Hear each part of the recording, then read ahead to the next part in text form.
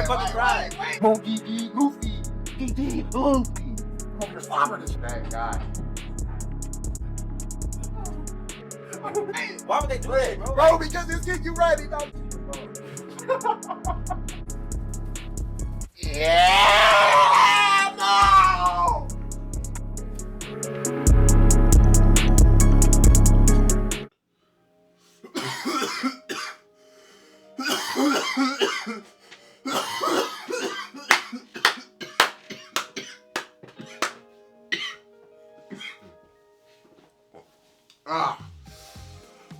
Yes. Yes. I'm here again. What am I doing? Yeah. Oh, #1 movie in the world. For a reason, people. The Marvel greatness just continues on. Alright? It just marches on because the machine, it never stops, bro. And you know, Kevin Feige's made some questionable decisions. I'm not gonna lie to you about that, okay? I'm not. Alright? He struck gold on a lot of things. But some things in this most recent phase, I'll admit, have not been the greatest. But today, Quantumania is now in the MCU, and we are here, baby. Oh, I can't wait to get into all of it, bro. But make sure you like, comment, subscribe, because I'm going to tell you all about the Mickey greatness, and it starts right now. Alright, so I got to tell you, people. Alright, I'm not a big Ant-Man guy, okay? I watched 1 and 2. They're fine. They're solid. I like Ant-Man and the Wasp. It's cool. I like their dynamic. You know, that's all well and good. But Ant-Man is definitely not one of my favorites. And I don't think he's one of the favorites for most people, in fairness. But I don't see how you cannot be a fan of Quantumania, dude. Because Kang showing up now. Bro, that shit's insane. But it makes sense because the quantum realm has already been explained to be the type of place where it doesn't function like the normal universe. Like, the time is not near the same. And apparently if you go even deeper into the quantum realm, like where Janet was, then time basically just stands still. And so we know that Janet had been there for 30 years or something like that. Basically missed all of Hope's life and everything like that. So, you know, when they rescued her back in the previous movie, it was like a lot of secrets were still left undiscovered because she just wouldn't talk about it. And that's remained the case in this movie, because the movie starts out, you know, typical Ant-Man stuff. This man is a fool, bro. This man wrote a book explaining his adventures with the Avengers. Now, apparently, it seems he's kind of retired. He's just trying to be a dad, which I respect that, you know what I'm saying? The man lost a lot of time, you know what I'm saying? So it makes perfect sense why he would want to try to, you know, catch up on the things that he missed on. But that inherently already kind of caused some tension between him and his daughter, because, you know, his daughter idolizes him and stuff, all the things that he's done. But now he's just doing nothing. Like, he's an Avenger, but he's not doing anything, and people need help out here because, you know, he gets interrupted at his book signing because he got a call from jail. And apparently, you know, the degeneracy runs in the family because Cassie has been arrested. She gets bailed out. It was over some peaceful protester stuff, but basically she shrunk a policeman's car. So they get her out or whatever, bring her back home. And there was a nice, I wouldn't say nice, but it was a moment in the car ride back where he's trying to tell her, like, you need to, like, kind of straighten up, you know, relax on what you're doing. And then, you know, Hope's kind of taking her side as well, talking about, well, you're telling her what to do. He's like, I'm not trying to tell her what to do. And they're like, yeah, you're definitely telling her what to do. And he's like, well, I'm just trying to look out for you. And she was like, don't worry about me. I can take care of myself. Been doing it for a long time now. And that, he was out. It's like, that hurt him. That stung a little bit. She didn't mean it like that, but obviously that's a real thing there. The man lost a lot of time, bro. He hadn't been with his daughter for a large part of her life. So, you know, I understand where that animosity comes from, but at the same time, I don't think it's like, She doesn't hate her dad or nothing like that. You know what I'm saying? But what she has been doing in the meantime is she developed a device that can map out the quantum realm with the help of Hank or whatever, who's been doing ant science, and with the help of Hope as well. Now, the problem with this is that y'all gotta stop in the MCU. Okay, you just stop in the MCU making things that you don't fully understand, okay, bro? I understand it's a fucking crazy accomplishment. She made a subatomic fucking map thing that she can scope a whole different universe. Hank described it as a subatomic Hubble telescope in a basement. That's crazy as hell. But y'all don't know nothing about the quantum realm. Hank thinks he knows, but he knows he don't know everything about it. But, so they started the machine, and, you know, Scott's telling her how proud he is and all that, and he asks her to describe how it works. And she says, well, it basically sends a signal down there, and the signal bounces back, and then you can see instantly that Janet got triggered a bit. She was like, what do you mean it's sending the signal? You need to shut that shit down. And she rips the cords out, like trying to shut it down immediately. She won't say why she did it, but everybody's looking at her all crazy. But then the shit powers back up after it turned off and sucks everybody into it. So now they're all down in the quantum realm and they've been split up. Cassie's with her dad, and you know, the other three are by themselves. But obviously things are not normal because there's ships patrolling in the sky and scanning shit, right?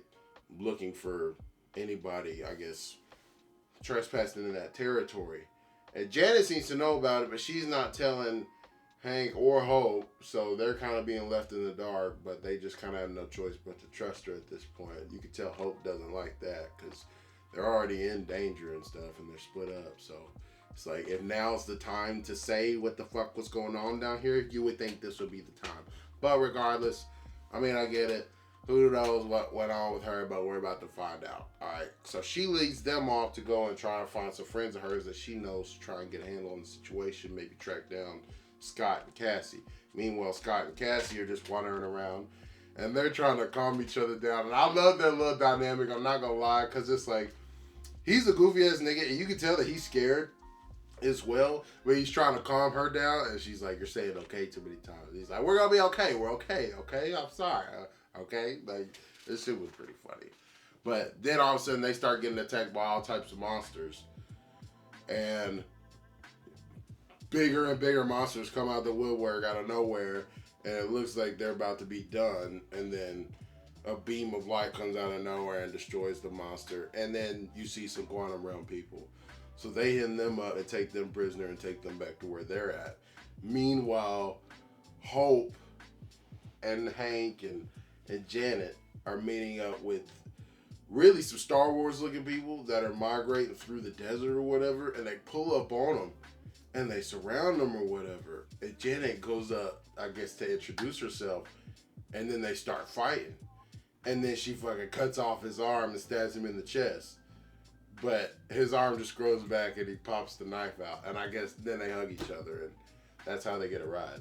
So I don't know how the fucking culture of the quantum realm works, but that shit was pretty cool, I'm not gonna lie. And I must say, the the CGI to me looked really good in this movie. I don't know if people had problems with it, because to me, I think the type of creatures and stuff didn't look as good in Multiverse of Madness as it did in this movie. I think that all the creatures and stuff look really cool in this movie. Like, it really, it's that Guardians of the Galaxy type of deal going on, but I don't know, like, it just felt, it looked really good. I'll just leave it at that. So Janet is taking them to go see her friend Kryler, who is now a lord working for the big man. They don't seem to know about that yet, but he's got a good deal of power. So Janet's like, well, let's go see him to see if he knows where they're at. And bro, oh my god, when I tell you that Scott and Cassie just go through nonsense, bro, this is so ridiculous, right? So they're being taken into this village. Scott's been separated from his daughter already, right? And so he's like, where's Cassie? Where's Cassie? You know, they got him hemmed up and everything. And they're all they're just saying shit, bro, and he can't understand a fucking word. And then this fucking blonde thing comes out to him, and bro, that shit had me dying, dog. I can't even describe what this shit was. And then he sees Cassie on the other side, and she's got this ooze that's all over her chin and everything like that. And she's like, Dad, drink the ooze. And he's like, what? I'm not gonna lie to you, I don't know how I would take that either.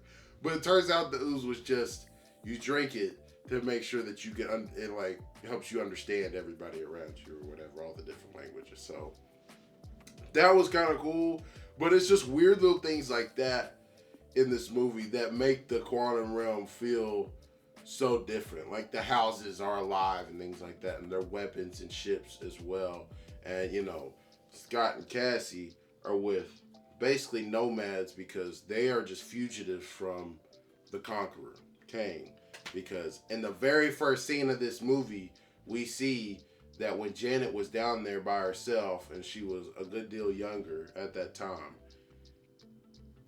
a ship crash landed in there, and she went to go try and see who it was.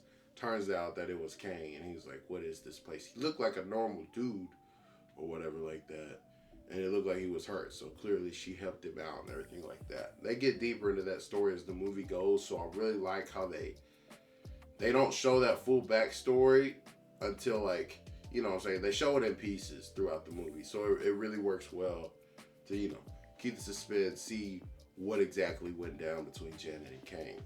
It seems like Janet knows everybody down here, by the way. And one person that she knew very well is the man Kryler, played by Bill Murray. I'm not gonna lie to you, people, I wasn't expecting Bill Murray to come through acting like this, dog. Number one, funny as hell, because apparently him and Janet had an intimate relationship. And this makes me so sad, bro. It makes me so sad for Hank, bro, because he's having to sit here and listen to this. And he's like, how wild. And he's like, oh, we got very wild. And I was like, yo, this is crazy, bro. What did my man Hank do to deserve this, okay? I understand that she was stranded or whatever, and would say that she has needs. She even says this later on, and I understand that, but bro, come on. And then we're gonna go see him, and the way he's talking about her and stuff like that, he was like, yeah, I'm human in the ways that it matters. I was like, oh, Lord have mercy, because he knew everything about her, really. I guess Janet, in her freedom fighter days, although some would call her a terrorist, those are her words. But yeah, back in those days, I guess they were together a lot, every day or whatever, for years. So yes, things led one thing to another. And I will say that is one thing that I think also kind of happened with KANG. That was never quite confirmed. That relationship seemed more like friends, but at the same time, it felt like there was more there to me. I don't know if I'm just reading into it too much, but you could tell when a relationship is just simply friends, and when like you find somebody that is like, you know, it seemed like a bit more. But I digress. So it all kind of switches because, you know, he's treating them nice and all that at first, and they're at this nice bar or whatever, and then soldiers pull up, and they're like, oh shit, and he's like, hey, hold up, let us talk. And then that's when we find out that he's actually working for KANG or whatever, and he's like, Janet, you didn't tell them about him? Do you know how many people that you left to die? Did you even tell your family? Does your family even know who you are? Oh boy, like Bill Murray flipped the fucking switch, dog, and the acting just came out strong, bro. I was like, yo, Bill Murray! Bro, he's been in comedies basically his entire career. To have a whimsical character flip the switch like that and be menacing as all hell, and he just talking, the bars in this movie, bro, like, I don't know, it just, the writing went crazy in this movie, man. Just based on how they were making niggas so menacing, even though they're not even the big man, and they're constantly, everybody is bigging this man up. Like, they're saying, oh, he's the conqueror. He destroyed our worlds. He did this. In just a few years, he built his empire here. He built his citadel on the bones of our people. That's what the freedom fighters were saying. I was like, oh my God. So we haven't even really seen this nigga in real time as of right now. We're only seeing him in the flashbacks. But it's just hype, or hype, or hype. And it just continues, it continues. But then, Qualler drops the bomb that, hey, I do know where Scott and Cassie are. As a matter of fact, they led us to something that we need to take care of anyway. So they sent a MODOK.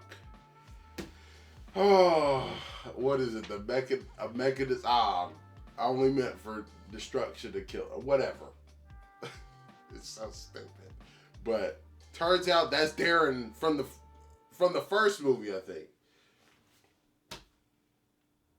So he got shrunk all the way down to the quantum realm, and Kang saved him and then turned him into MODOK. I know that MODOK apparently has a lot of fans out here in the community. I can't say that I know anything about him, but I'm not gonna lie to you. I definitely could have done without MODOK. Or if we did have MODOK, I didn't want to see this nigga's face. Bro, that shit was... It was funny, but at the same time, bro, it was disgusting. I didn't want to look at this nigga's face. It is a big ass head. This nigga is a big ass head, a baby ass legs, baby ass arms. That's it. He's in his suit, I guess you could say. He seems menacing. His voice has changed, but when he takes off the fucking mask, he just looks like a fucking idiot. He looks like an idiot. But, bro, it's just... And the reactions that everybody has whenever they find out who he actually is just funny, bro. It's like, they're like, Darren? And he's like, it's MODOK now! And he's played up this big whole story in his head, how they're the destined rivals that their stories are intertwined and their fates cannot be. So I'm like, get the fuck out of here, Darren! Nigga, you suck, okay? I'm sorry. In fairness, he has a lot of power with whatever contraption he's made for himself, but no, he's a scrub. Okay, I'm sorry, he's a scrub. That will be proved later in the movie. But that's apparently Kang's, I guess you could say, right hand man.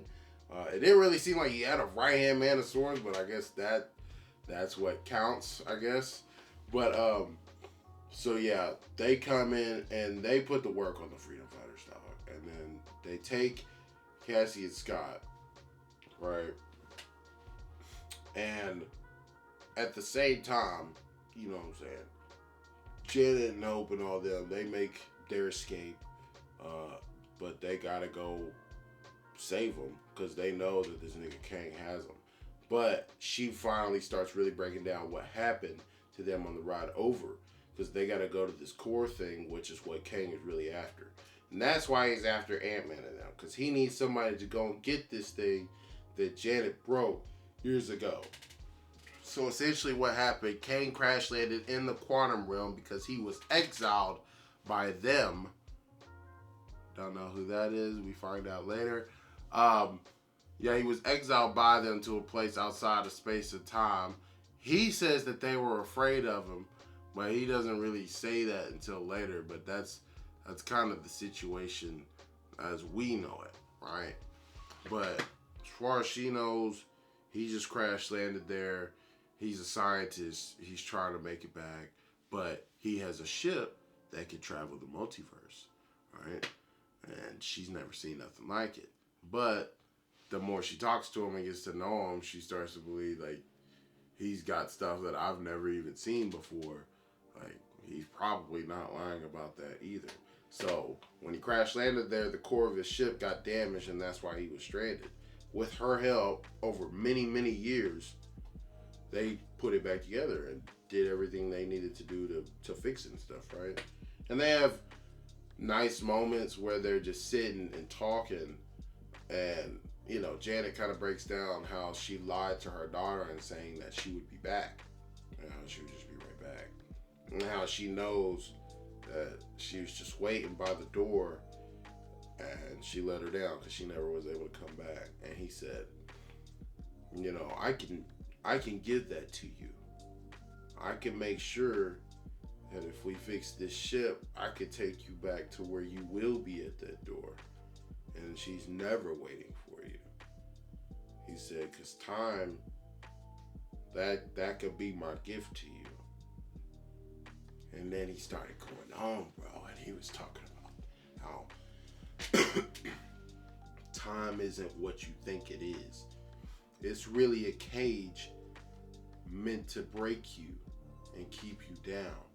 And it's only when you free yourself from it, like I have, that you realize how small it always was. I was like, yo, what are we talking about, fam? This man is, bro, he is talking about stuff that makes him a god. This is the first, this is the first truly god level nigga in the MCU, right? And I don't know how the tiers break down or where he really ranks and all of it, but that's what it felt like, bro. Because the man, it just, he views it differently. He says, I know how it ends. I'm the only one that can do it. I'm the only one that can fix it, right? So he makes the promise to her that he'll take her back, and they keep working and they work harder and they fix it. And then when she goes to put the core in to the ship and he's getting ready, set everything up, she sees his mind. And then all of a sudden, bro, then you see that nigga, dog. And you see worlds burning and he's coming out hard. He's letting off fucking pain. Almighty pushes out the wazoo with his fucking shit, dog, and he's vaporizing people, and he is wiping out civilizations. You see the timelines being destroyed before your very eyes, and you see people screaming and dying, and that shit is crazy. You see him just running through worlds on worlds. And she finally kind of comes to, and she realizes who this nigga is. And she said, who is KANG? And he's just like, it's who I need to be. Oh, Jonathan Majors. Jonathan Majors. Ooh.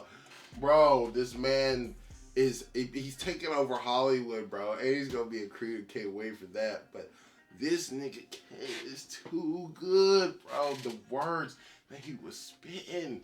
And then he was like, Janet, just come with me. And she pulls back. She's like, don't touch me. And he was like, Janet, listen. I meant what I said. I can take you back there right now. And bro, you see it in his face. This man is literally on the verge of tears. He's on the verge of tears.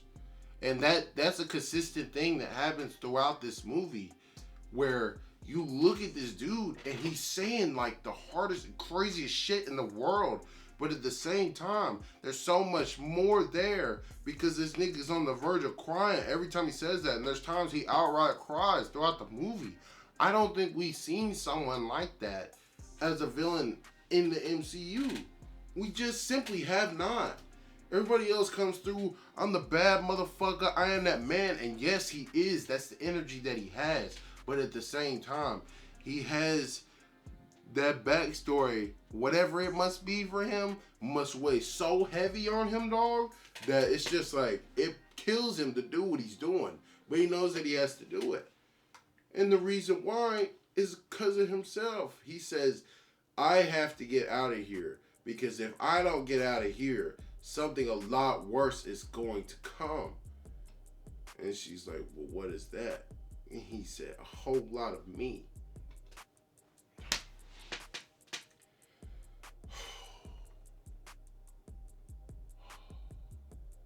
He said, I'm the only one who can fix it. Time. I saw how it needs to be. She said, who's the one that broke it? He said it was me. Ah! Ah! He said it was me! Bro, no! Bro. I don't know, man.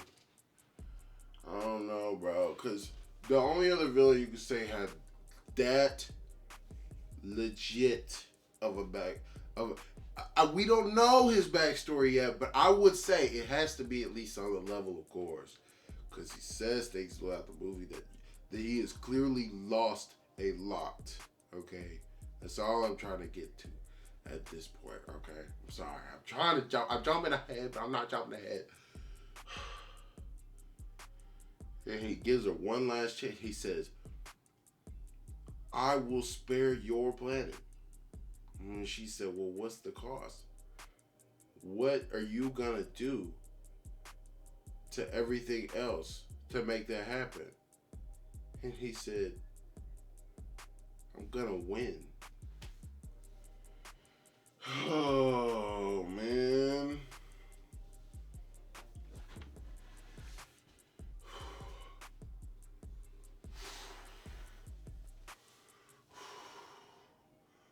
Oh, no, no, no.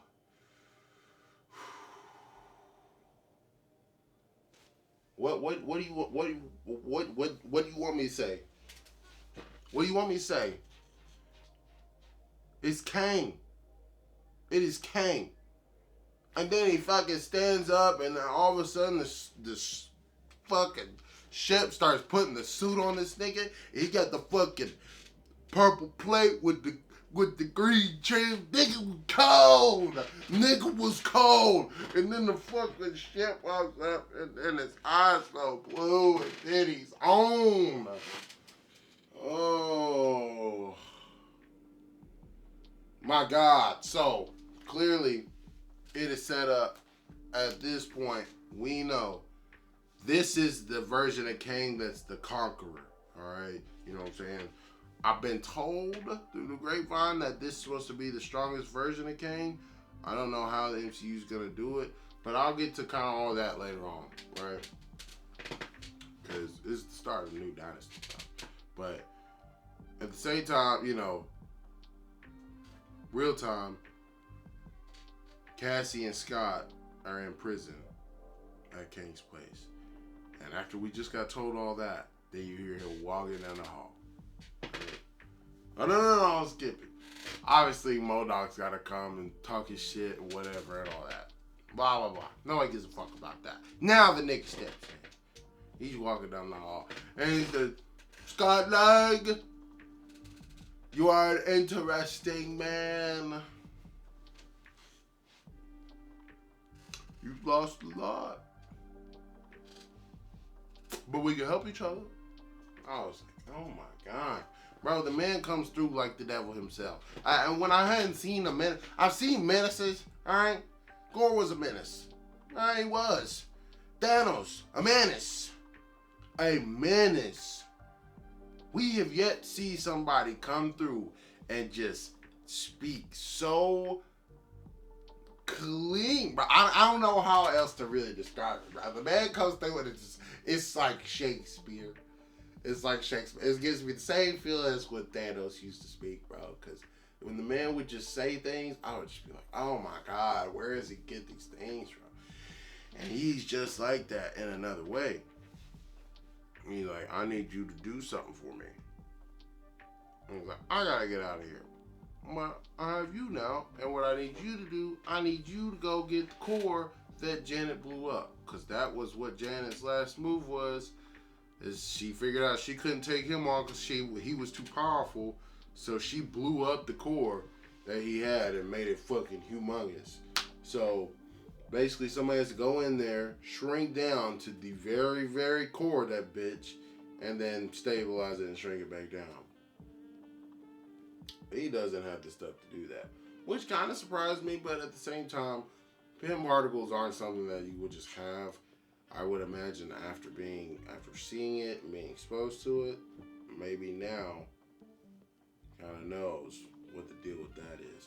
But he basically gives him an offer. He's like, look, I can take you back, give you all that time that you lost if you want.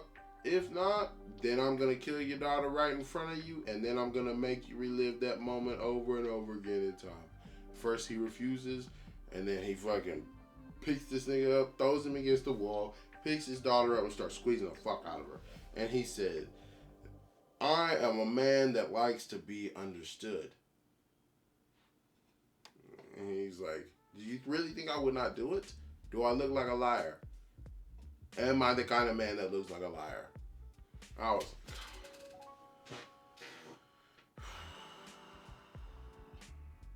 so shortly thereafter, Scott agrees, and you know, he puts her down and stuff.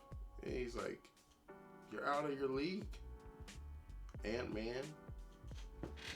And I was like, yo, so blatantly disrespectful that you can't quite put into words. Like, what? I understand niggas dunking on people, but dog, this man's just talking to Ant-Man like he's nothing. And I get it. He's the little guy. That's the motif and all that. And he is. And he's way out of his league. But bro, you ain't gotta be that disrespectful, dog. Because, but I understand it at the same time because when he walked in, he kind of also told Scott, like, I already killed you. And he was like, what are you talking about? And he's like, are you the one with the hammer? And he was like, no, I don't know what you're talking about. But basically, he was alluding to the fact that he's killed Avengers over and over and over again. So, after a while, he said all that just kind of blurred together. And so, he doesn't live his life in a straight line. Ridiculous. I don't know where the fucking man comes up with shit, but he literally just does not see things the same way as everybody else. But he does need Scott in this case. That's the only reason why he hasn't killed him yet, right? And so he lets Scott out. You know, he has to come up and threaten him. Talking about, don't you ever put your hands on her again? And he said, I won't. Get what I need. I was like, oh, man.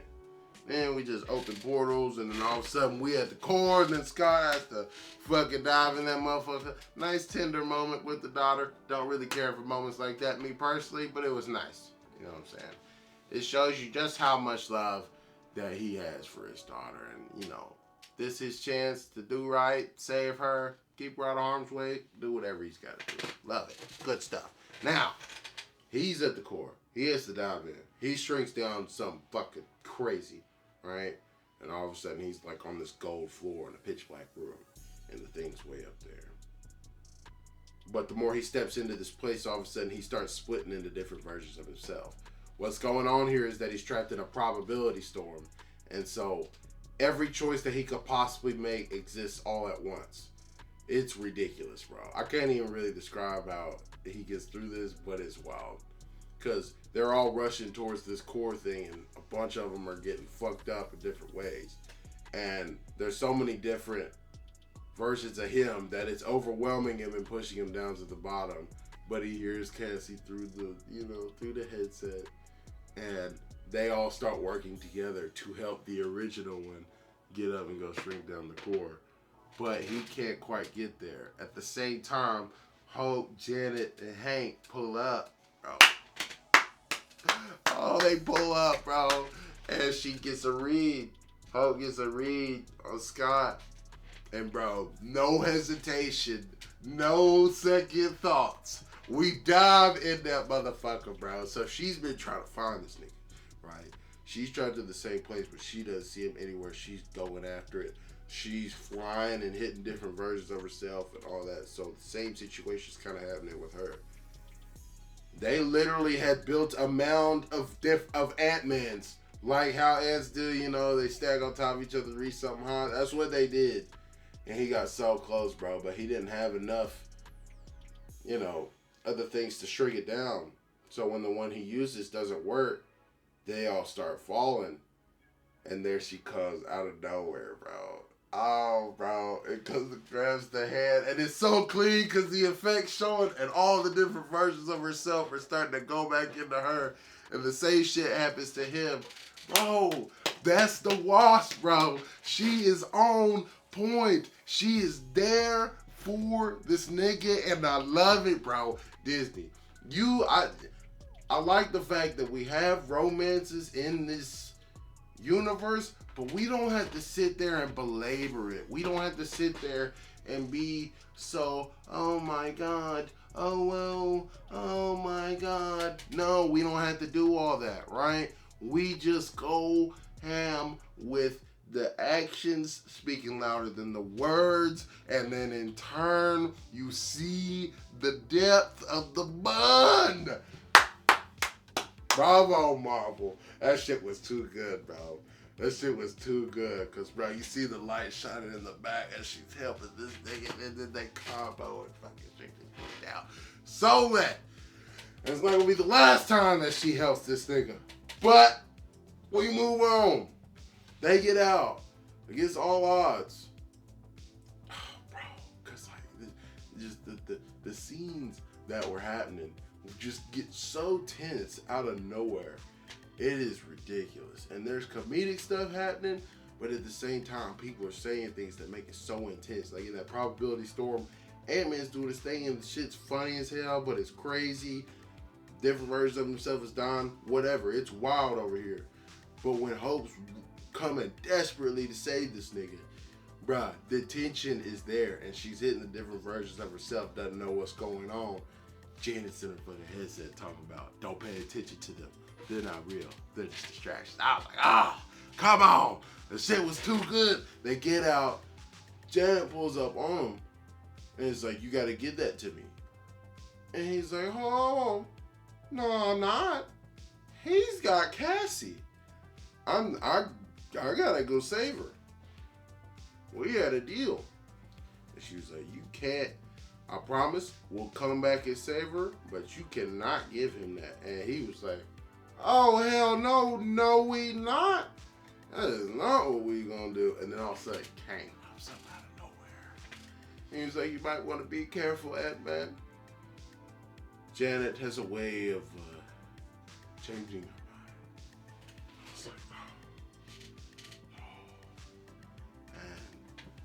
and, you know, he starts speaking his bars, and he starts talking to her. He's like, you didn't tell them about me. Like, I can't say I'm surprised. Well, make your choice, Scott. What's it gonna be? And he was like, we have a deal. I'll give you this. I just want my daughter. And then Kang is sitting there, and he's looking, and you could tell he's like, yeah, I don't think that's what we're gonna do.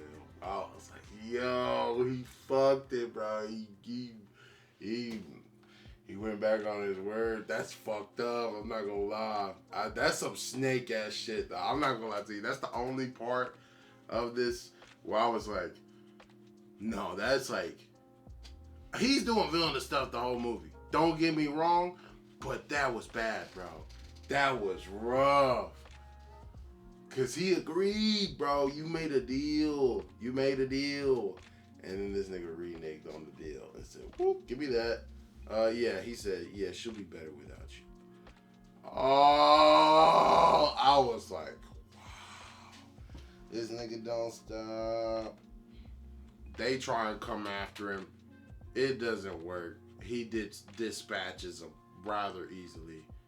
And then he freezes Janet, kidnaps her, and takes her with him, which was so great. I don't know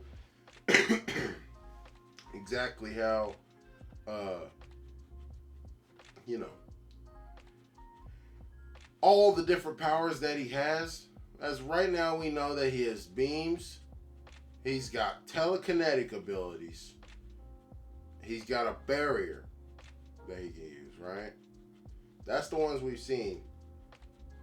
But this one, Janet's running, and he fucking points at her, and she just stops in place. I don't know if that's telekinesis going on right there, because it didn't seem like she was struggling at all, bro. She was perfectly frozen. This thing can freeze people too. What the fuck is going on? I don't know what's going on with this thing. He's got a lot of powers. I didn't understand it. Then he walks up like a fucking badass, takes her hand, and then they just walk casually hand in hand into the portal he makes in front of him. I'm like, Janet, you not gonna resist? Is she not capable of resisting? Do we just fucking take over niggas' bodies like that? What the fuck just happened? It's certain little powers we don't use again and we don't expand on. Marvel, you can't do that. But it's fine. It's fine. It's okay. It's okay. So he has her. Takes her back. And he's kind of, he's spitting again, talking about how, they sent me here because they were afraid of me. All right. But I want to know, what did you think about what you saw? He was like, we didn't have much time to talk about it before, that you left and all. But what did you see? She said, I saw a monster. And he was like, I guess you're right. But, bro, this is where it gets crazy. And she was like, she was just like, and you're just upset because you lost. And he was like, I have lost. And you have no idea how much I've lost. But I won't stop. I will leave this place. I built an empire here. I'll take it with me. Like, they're afraid because they know what I'm gonna do. How do you have every other version of yourself shook? That's what's nuts to me, bro. And we don't even know the full extent of this version of Kang, because this is just what he's built here in these few years or whatever. What does his actual citadel look like? The real one. I'm sure he has one somewhere else. Crazy, bro. Crazy. But they launch a rescue mission, right? Come and get Cassie, because she's still in prison or whatever. But she breaks free and goes to save the fellow freedom fighter. Felt like there was a little chemistry there or whatever. Hope we see her again. That would be nice if she's like her right hand or whatever. Because they were a nice little team or whatever. I forget her name. But, she's breaking them out. They're going to free other freedom fighters. So they're starting a little rebellion inside. They're launching their counteroffensive. Ant-Man and them are going to attack from the outside. Hank is working on something himself because he's been hearing some feedback in his sensors in this place, and he doesn't know what it is. That'll come to play a big part later on. Still don't know quite how I feel about that, but it's fine, to be quite honest. I don't think it's that big of a deal. But yeah, they're gonna go save everybody, and they have to destroy the core can, because otherwise, if this nigga gets out, well, this wraps. You know what I'm saying? For everybody else, basically. But the thing is, I do have a problem. This is where my problem really starts. Okay. All right. I think that the way we were escalating this movie, it gets to a point where I need MODOK to be more menacing. Okay. I understand that you got a lot of comic relief going through this movie, but that, I don't know. It wasn't especially even for me. I know a lot of people found it funny, but the more the MODOK stuff kind of got dragged on, and I'm seeing his big fat face, it just, I don't know, bro. It wasn't really doing it for me after a while. So I do feel like that took away a little bit of the tension, but it was immediately restored and built upon every time that Kang shows back up on screen, because he just continues to keep speaking all these fucking bars and stuff like that, and they're launching their full offensive on his citadel. He's not giving them fucks. He's trying to start up the ship and get this motherfucker up out of here. But, Scott goes fucking bigger than he's ever been. Probably 1.5 times the size, bro, because he's literally like the size of the Colossal Titan. Like, that's how big he was. Shit was crazy. So he's taking out buildings, he's doing all types of stuff, and he's rushing in. But they have a lot of tech, a lot of sentry guns or whatever everywhere, and then they start pinning him down, even though he has the help of the Wasp, who's taking out all types of ships. There's simply too many, and he's being dumped on. All of a sudden, all the people arrive from the freedom fighters and basically anybody who could help, because as it turns out, you know, Cassie and her friend did manage to get the message out there because they hijacked KANG's broadcast. And bro, let me tell you, I'm a little upset. I understand it in terms of the purpose for the movie, and they had to do that. But bro, can we not let this man get close to the end of his speech? I wanted to know what else he was gonna say, cause bro, the man just starts and he's talking about history.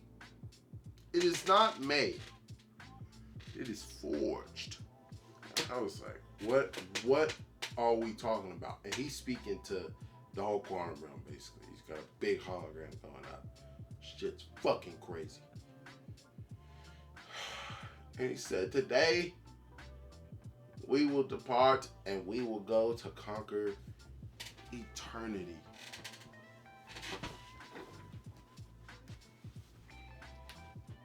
Eternity.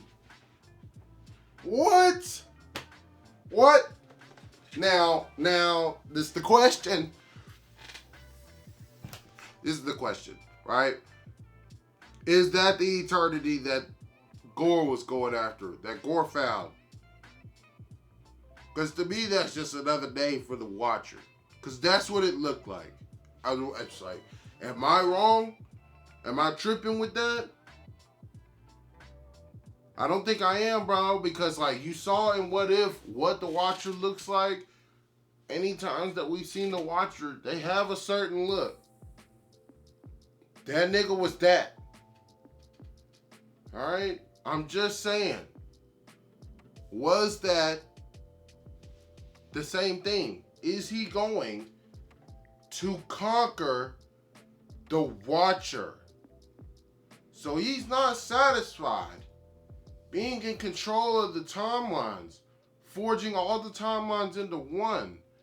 No, I need to be able to be omnipotent in every universe at the same time, not just be able to go to them and dominate them. Bro, I think that's what the goal is, bro. But, see, it's crazy. It's crazy because that's what I think that one wants. I don't know if the other ones want that. But regardless, big play by Cassie and her friend. I do think that I wanted to hear the end of the speech because this nigga was just going and he was saying crazy shit and it was hype as fuck. And then she pops on the broadcast and it's just rousing the people to fight back. It was nice to give her the shine a little bit, give her a big moment in order for her to, you know, kind of validate herself a bit. Because you've seen throughout the movie, she's got a suit too. Clearly she's used the suit before, but she hasn't really used the suit in real life experiences. So she's not very good with the combat. Like, she can do one good hit and knock a motherfucker out, and then all of a sudden she tries to do it again, she just bounces off their face because she's this big. You know what I'm saying? So it's been a struggle for her throughout the movie to kind of try and figure out where her role is, where she fits in, besides just being a hostage. But when she went to free the freedom fighters, she said, I'm sorry for getting your people hurt. What can I do to help? Bro, that's good stuff. That's good stuff, bro. Because that's not some little, oh, I have these ridiculous ideals of the world. Like, I can change all the world in a day. She's like, no, I messed up. I own that. What can I do right now to help? What can I do? Bro, that shit is so good, dog. It's so good. And I like that they gave her that, right? Because obviously she's going to be one of the characters that's going into the future.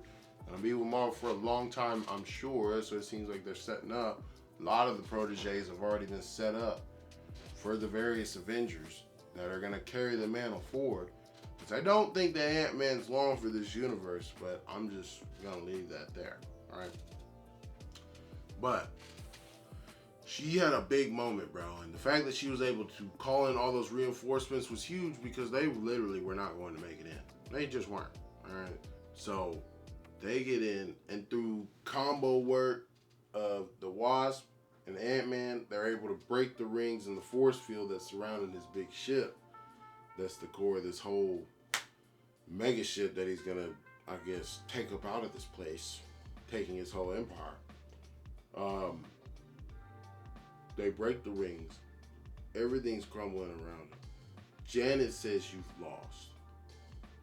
And he's standing there looking out a hole of his ship. The rings are falling down. Looks like his people are being overwhelmed. It all looks over. And he said, you still don't see it. And he turns and looks at her, bro, and he is straight up crying. He's straight up crying. I have got to know more about this dude. I have to know more, bro. Whatever his backstory must be, I cannot wait to find out. Because that shit has to be nuts. I have to know why he's like this.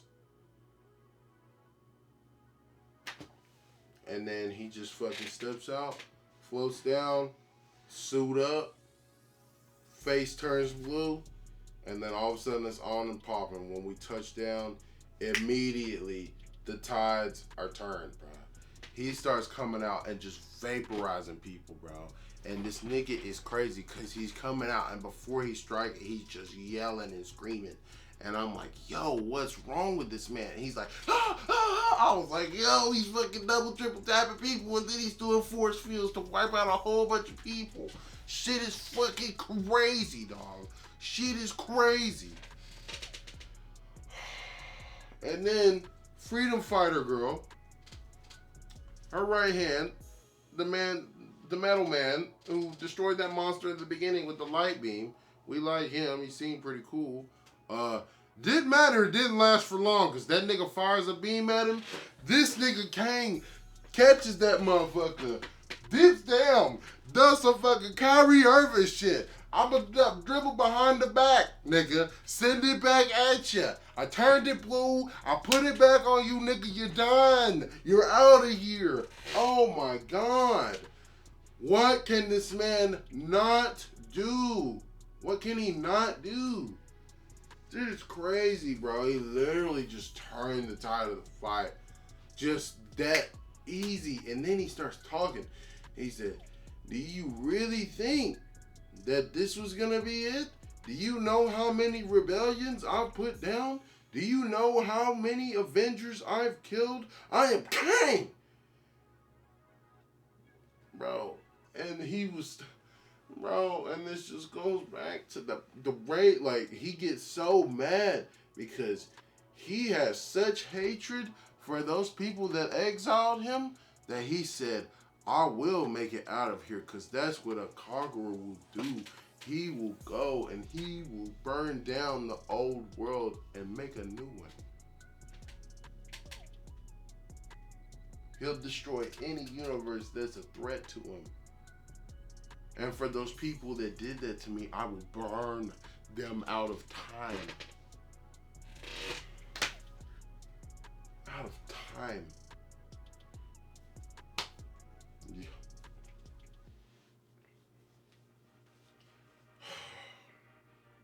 We need to have a real conversation if he's the best villain in the MCU. We need to have a real conversation, people. I've been thinking about it, and I think I'm ready to go there. I think I'm ready to go there. I think he's better than Thanos. Yeah? I think he's better than Thanos.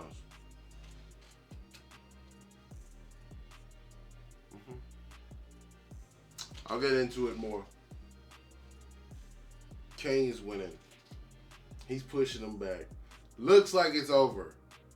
All of a sudden, Hank's ants pull up, and they pull up in force. I mean, shit is crazy. So what Hank was working on at the same time while Cassie was in those years, it's just ant science. He, I guess, modified these ants to be really smart, they started building their own technology. He had a little ant farm. It was this big. But they got taken into the quantum realm when they did. But somehow they got stuck in what he described as a time dilation where they lived 1,000 years in a day and created their own grade 2 civilization that's like extremely advanced. And these ants have mechanical armor and shit, and they got lasers and all types of shit. So they're overwhelming everything. There's humongous ants as big as buildings. There's flying ones, and they're just everywhere, bro. There's millions. So with basically just KANG left, these niggas is coming. And he's holding them back and pushing them off and doing all this. But they're coming, bro. But he starts to get his bearings. He's got it. He's pushing them back. He's doing like the almighty push shit again and again. Just kind of crazy, I'm not gonna lie. While maintaining the barrier. And then Darren flies in and fucking fucks up his shield and blows himself up, basically, to give the ants an opening to come in and get that nigga, fuck him up. So what happened was, you know, MODOK was chasing Cassie around, and I'm not gonna lie, it was funny. It was kind of funny. But, like I said, I do think it took away a little bit of the stakes of the movie. This is earlier when Ant-Man was first assaulting the big citadel or whatever. And what Cassie eventually did, after running away a long time, is get really big for the first time, knock the shit out this nigga. And then he comes flying back. He shoots some harpoon at her. She grabs it, starts slinging this nigga around doing the Hulk smash thing, right? Well, that nigga's basically done. And she just tells him, like, relax, bro. Because he was like, he was in the dirt, bro. He was like, knocked the fuck out. But he's not completely out yet, but he can't move. And he was like, what's up? I'm not done. You want to go, bro? I was like, oh my God, this nigga's sad. And she basically says as much. She's like, Darren, what is wrong with you? Why are you doing all this? What is this? Just stop. It's like you're trying to be something you're not. And he was like, well, tell me who to be. And she was like, just don't be a dick. And he was like, it's too late. Look at me. I'm a dick. I'm not gonna lie. That scene was funny. That was funny. But, so, when the ants come in and MODOK does this, he proclaims now at the end of the movie that I'm Darren instead of saying MODOK like he has throughout the whole movie. So I guess that's his character development. To be quite honest with you, I do not care. I do think it was kind of a cheap way to get one final hit in on KANG personally, but it doesn't really affect the way I feel about it based on what happened. Now let me break it down for you. So the ants fucking swarm this nigga KANG, and they're starting to rip off pieces of his armor. He's fighting back, but he just gets swarmed. It kind of gets taken off. So they think they won. They're good. They all kind of regroup, and they say, the freedom fighters and all that, this is y'all's place now. Y'all are good. We'll leave the rest to y'all. And they're down with that. The ants are basically going to help them rebuild, I guess, whatever. And, you know, round up all the soldiers of KANG and all that and take down all that shit, whatever. Right? Restore order. They go back. Janet's got the core, whatever. You know, opens up the portal. Gonna go back. Everything's all good. Hank steps through. Janet steps through. Hope steps through. Cassie and Scott are about to step through. And then Scott pushes his daughter through. And then out of nowhere, KANG shoots this nigga. I was like, yo. Wow. This nigga's still alive. But you see that his blaster's all fucked up. So he's clearly very hurt, and it's all types of patches of his armor is missing and stuff. He got fucked up. How he's alive, I don't have no idea. I don't. I'm not gonna lie to you, bro. It, like, maybe it's just me personally, but them ants are fucking terrifying, dog. I'm sorry. If a fucking 4-foot ant starts coming at you and you saw their mouth and all the stuff that they got, I'm sorry, bro. That's just gonna fuck you up. I don't know. I don't know how you're making it through that. So clearly he is a superhuman being. Maybe even without the fucking suit or whatever, I don't know. But clearly that took most of the damage. So it's hardly functioning at this point. But He's about to do everything he can to get through. And bro, him and Ant-Man start scrapping. Ant-Man, I give props to you, bro. He stood in the paint and he fucking banged. He stood in the paint and he tried to give bangs. Wasn't that successful? Did get a few hits in. He did get a few hits in now. But overall, I can't say he was very successful in making it a high-def fight. I'll say that. Because, bro, Kang's fucking doing the THANOS shit. He's looking sidestepping. He starts off the fight by tackling this nigga, piecing him up. He's on the ground, and then he comes through and he's fucking, I was like, yo, I have never seen somebody fighting that aggressively in the MCU, dog. I was like, wow. Like, the man's not, who knows if he's the most skilled hand-to-hand. It looked like he was quite skilled, but I wouldn't say he's like upper echelon. I don't know if we can give Winter Soldier like level of tech, you know what I'm saying? But it's up there, if not there, right? So he's piecing up Ant-Man, bro. But Ant-Man keeps getting back up. And he's fucked up, bro. But he's fighting, and bro, like, they just start trading blows. And Ant-Man gets some licks off, bro. I'm not gonna lie, but you see, Majors just takes it, bro. And then you keep seeing his face. Ain't no damage, bro. He ain't taking no damage from it. But he taking the licks. I feel like he's like, you know, giving the man his respect. I'm gonna stand in here in the paint and fucking box with you, but it gets too much at a point. And then he fucking wraps him up, goes and puts his head over on the core because he's about to f this nigga up. And then he's been talking shit this whole time, bro. He's like, did you really think that you could win? Bro, like, that shit is crazy. He said, I don't have to win. We both just have to lose. And then he takes some shits out of his pocket, slaps it on the core, starts blowing that bitch up again. Kang sees this and the horror in his face, but it doesn't stop him because he immediately lets him go and throws him to the ground. I turn and run, and bro, he's running desperately. Like he running from the cops, boy. And then he jumps into the portal, and as soon as he gets in the portal, boom, boom! Bro, Hulk comes flying in again. Hope, I can't say enough. The MVP, all right, the MVP, the Andre Iguodala-esque MVP of this movie is Hope. Some would make an argument for Janet. I would say it was Hope. If it wasn't for Hope, we wouldn't have made it through the probability storm. You know what I'm saying? Initially, she was the one that launched herself into the portal in the beginning of the movie in order to keep her father and her mother together. Keep the three of them together, right? And then now, she comes through at the clutchest time because if this nigga gets through, it's over. It is literally over.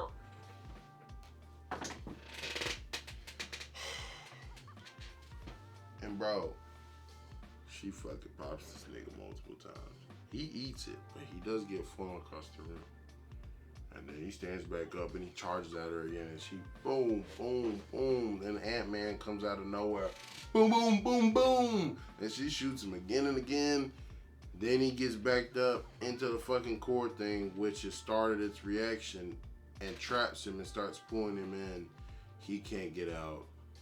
He's sucked into that thing, and they hurry up and get through the portal, or so you think. But when that happens, when the core starts reacting, the portal vanishes. They're stuck. And he's hurt. Ant-Man's hurt as fuck, bro. Like, you know he's in pain. Everything's in pain. Because this nigga Kang was hitting him hard, bro. He's hitting him hard. One more technical shots, bro. I mean, he would pinpoint, right? He's there. And he's like, he kind of collapses. He said, is she safe? Is she safe? And Hope just tells him, yeah, she's fine. And he said, you came back for me. She said, I'll always come back for you. Oh. And she hugs him, and he says, ouch. And she says, I'm sorry. And he says, don't let go. Don't you ever let go. I'm not one for the big, crazy romantic scenes. I don't need the Aquaman, Jason Momoa, Amber Heard, twirling, kissing the sea. No. It's that real deal stuff, man. That's the stuff that I like. That's what I'm here for, okay? If you're gonna get the romance, let me see that. Because that means something, bro. I'm sorry, it just does. But anyway, able to get back. Life's kind of restored to normal. You know what I'm saying. And Scott's walking down the street again. Corny music playing, all that. Welcome back. I hate that song so much. And then he starts thinking about it. He goes and picks up a cake or whatever for Cassie and stuff. You know, it's all happy. And then he starts thinking about it. He said, well, we did win, right? We defeated that KANG. But he said that he needed to win. And he needed to get out because something worse was coming. So did we really win? Did I just kill everybody? And then he kind of snaps out of it and it's like, oh, well, it's like, let's not think about stuff that's that important.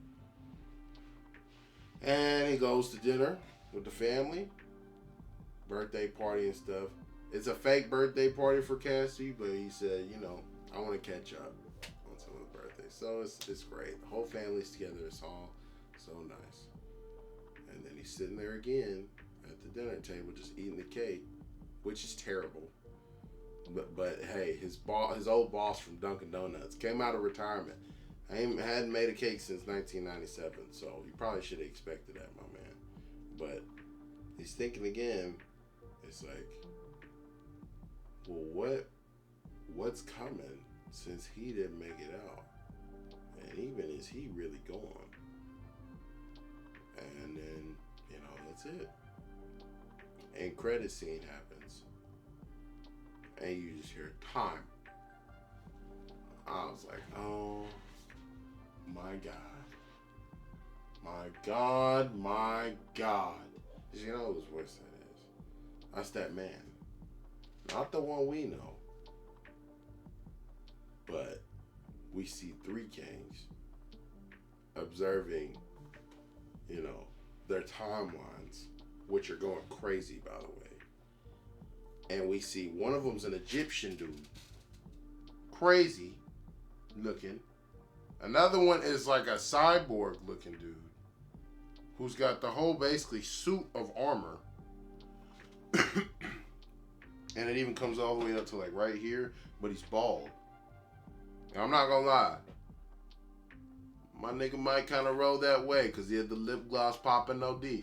I'm just saying. Okay, not wrong with that. Menacing as fuck. Because in his armor, if you notice, he's got the timeline running through his suit.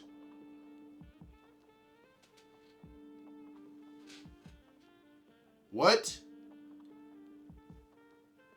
And then you have another dude with a big hat, and his voice is crazy. I don't know what this nigga is, but he's like some ancient shaman priest looking dude, and he seems like he's the leader of them. And he's like, they're beginning to touch the multiverse. The Conqueror is dead. And the other ones, they didn't really seem to pay much attention to it. But they were jabbing at each other. The Egyptian one was jabbing at the other one because he was like, you're just mad that you didn't kill him. And he's like, well, I'll kill you. And he's like, that's enough of all that. Because now they've started to touch God, basically. And I'm not going to let them come here and destroy what we've built. And bro, I can't even mimic this dude's voice. It's crazy. You have to go watch it, bro. This is a must-watch movie. I don't know what, like, if you've come this far, you should know it's a must-watch movie. Okay, I'm just saying. But, he's like, how many of us did you invite? He said, all of them. And bro, they go to this arena, and it's literally a stadium of Kangs, and you see different ones popping up on the floor of the Coliseum. And you see, there's one of them just going, I was like, what the fuck? Why does it make this nigga a monkey? And then there's other ones that is immediately taking the knee. You have this one nigga in the crowd that started losing his mind because they're cheering like some fanboys. I guess those are the lesser Kangs that ain't really on it like that, and they're fans. But this nigga in the crowd going, oh! I was like, yo, this is fucking crazy. So it's just all him. It's all him. So however that's gonna play out, I have no fucking idea. But it literally cuts off there, and then the final end credit scene is Owen Wilson and Loki pop up, and they're in like the 1800s or some shit, and they're at a show with a Frederick Douglass looking ass nigga that is Kang as well. Is that Frederick Douglass? I don't know, but he's already talking back then about time and how he has figured out some way to master it. And Loki's telling Owen Wilson, because remember, their universe, quote unquote, got reset. So Owen Wilson don't remember none of the stuff. Only Loki remembers. He's been completely reset. So he's like, well, who's this bad guy you're trying to get me to find? And he's like, that's him. And he's like, he don't look that scary. And he's like, yeah, he is. So that's where the movie ends. I mean, let's just run through it, right?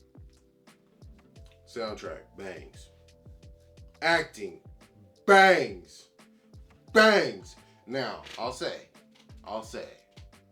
primarily because of Jonathan Majors.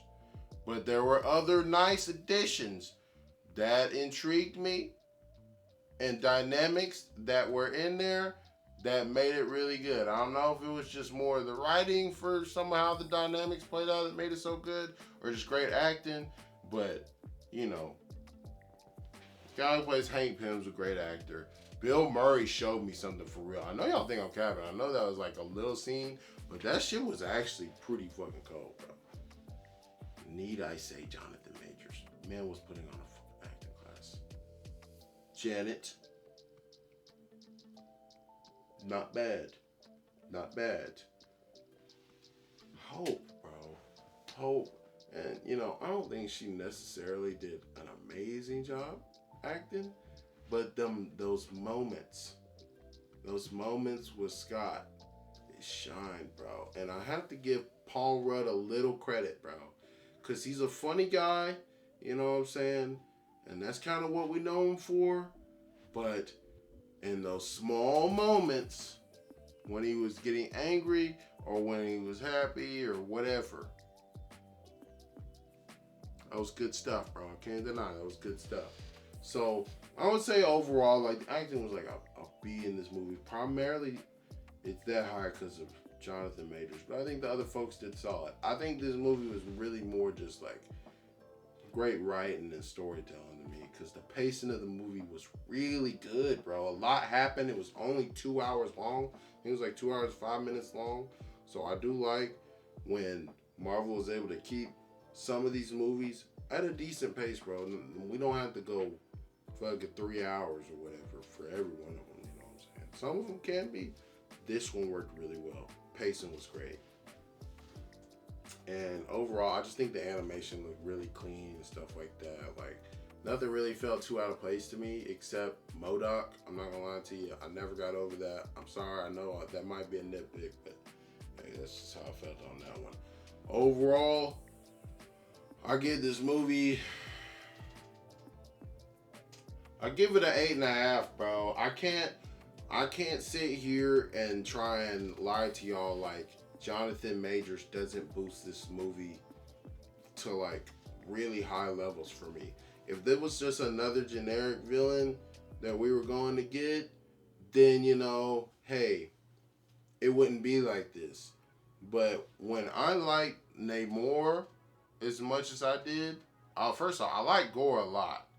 All right. Wanda was solid already. Gore was coming hard. Namor. hard. But then we have Jonathan Majors.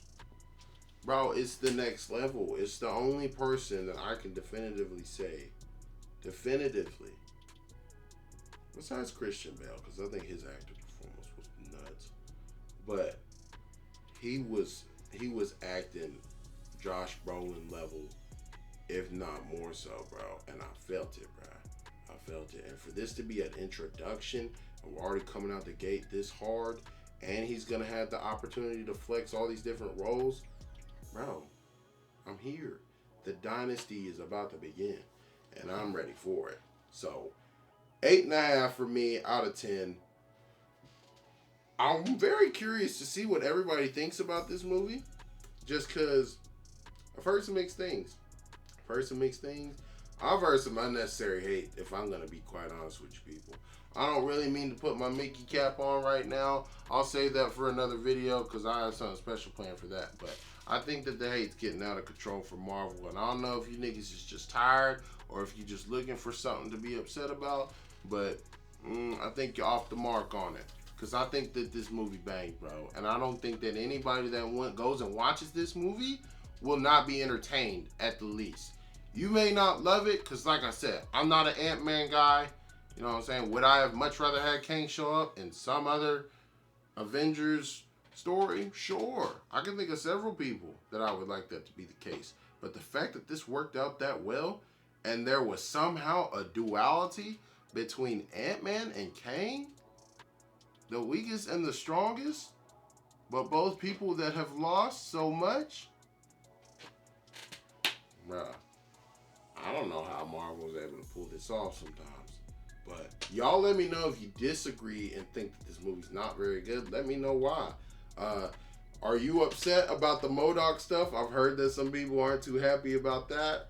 And yeah, where do you think that the MCU kind of goes from here, dog? Because we got a lot of people that are supposed to be hopping into the mix. And there's a lot of stuff going on. That's all I can say. Like, shit's really about to start hitting the fan, but I think the shit's about to start going crazy. So, let me know what you thought about the movie, people. Like, comment, subscribe. More Mickey and Marvel greatness. It's Kang the Conqueror. And don't sit here and act like that nigga's done. He in the Probability Storm 2, he'll be back. Watch. Mark my words. It has been your boy T-Rav. I'm fucking out. Cause what do? I win. That's what he said. Shit.